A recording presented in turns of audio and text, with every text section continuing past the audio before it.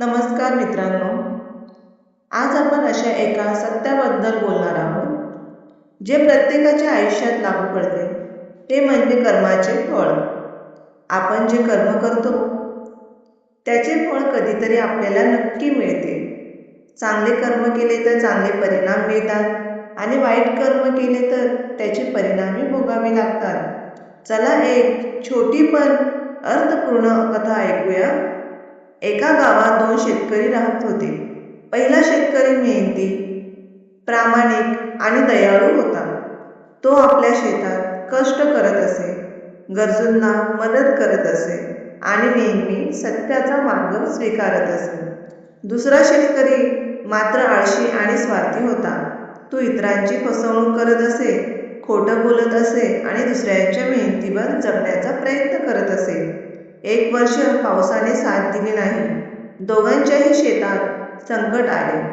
पहिल्या शेतकऱ्याला संपूर्ण गाव मदतीला धावून आले, कारण त्याने आयुष्यभर लोकांची मदत केली होती.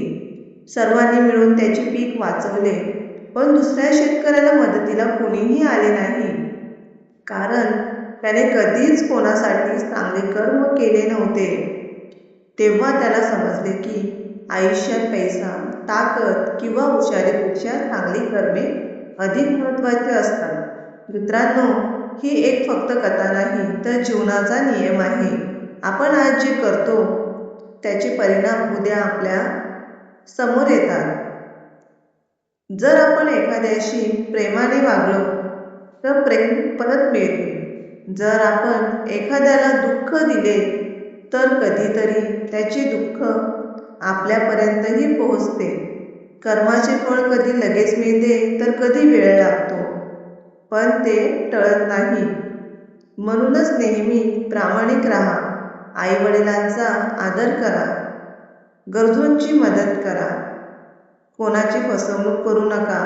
राग, मत्सर आणि अहंकार यांच्यापासून दूर राहा. लक्षात ठेवा, जे पेराल तेच उगवेल. जीवनात यशस्वी व्हायचे असेल तर चांगली कर्मे करा, कारण चांगले कर्म हेच खरे धन आहे. आजपासून एक छोटासा संकल्प करूया. दररोज किमान एक चांगले काम नक्की करू.